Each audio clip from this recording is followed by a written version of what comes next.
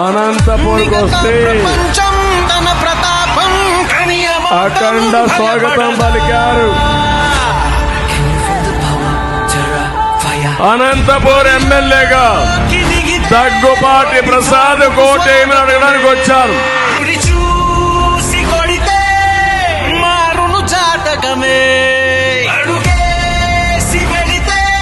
విధ్వంసపు సంతకమే తన నీడ వెనుకే నడిచేను చూడు విజయమే.